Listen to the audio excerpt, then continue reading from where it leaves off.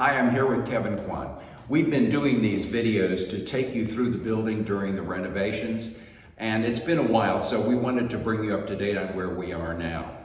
I'm standing, and we're beginning here in Lloyd Hall. This room here is going to be where the school is going to be. And progress is going on in here, but we want to now take you through the rest of the building and show you where we are. I'm now in the center hallway. And we're going to be entering into what used to be Father Wynn's office, but now is going to be the nursery. So if you'll come with me, this will give you a view of the nursery area. One thing to show you is that all that crumbling plaster that we used to have that was all over has been repaired. And now what we see is that things are shaping up very nicely towards the finished room. Now, this will be the nursery, but inside here is going to be the children's bathroom. And this used to be the church office.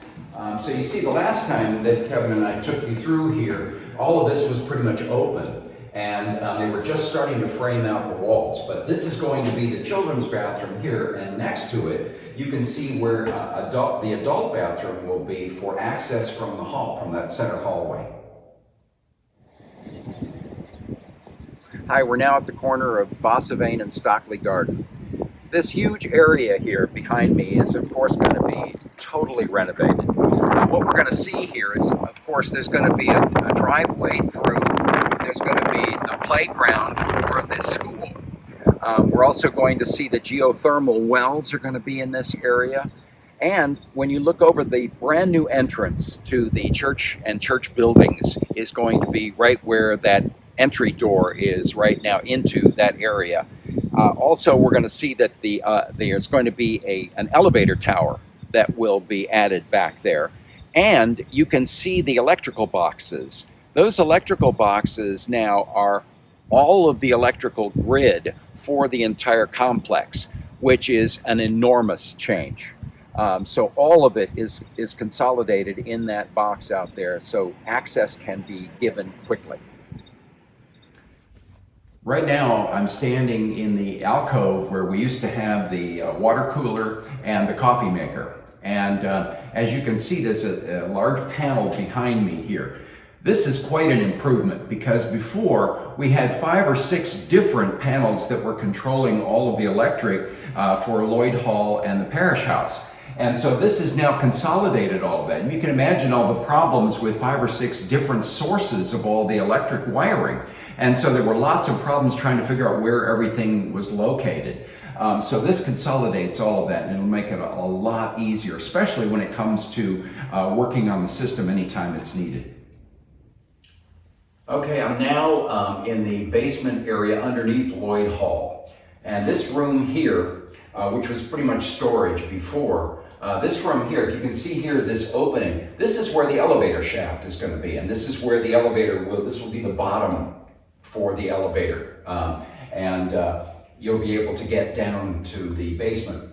Now, this area here is going to be used in conjunction with the kitchen upstairs for food preparation for the homeless. So this will be kind of a service kitchen down here. I'm now in what was Father Grant's office and then later became a meeting room here. And you can remember the safe was over here. Look at the improvements in the walls here. This you can truly see because you remember all the peeling plaster that was coming off these walls. So all of that's been repaired now and moving along nicely. Now look over here and I'll show you all of the ductwork is new. And what the ductwork is showing you is that all of this would be coming up through the floors. So this is a much more efficient system and a much better built system than we had before. I think this is going to be much better in terms of reaching all of the areas within the building that we need to reach. Kevin and I have been taking you on these tours for a number of years now. The really exciting thing for the steering committee is that the end date is in sight.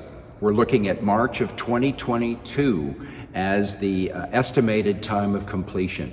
Think of what has been accomplished during that period of time. The church buildings, the grounds, We've taken care of leaks. We've taken care of serious problems that this entire infrastructure has faced. And we're now in a position where we're getting ready for the next 100 years. So we've certainly been good stewards of everything that is associated with our church. Now, we could not have done any of this without you. So we greatly appreciate your generosity.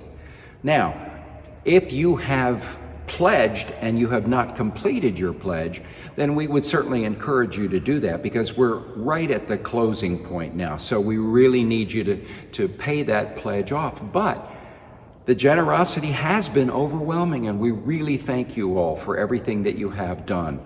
I would also suggest that if you feel like that you would like to contribute and have not, we are providing information for you that will now show you how you could make a pledge if you're interested. Thank you for traveling with us on this journey. We will be keeping you up to date along the way, but we really want you to know how much we appreciate everything that you've done, because we literally could not have done this without you.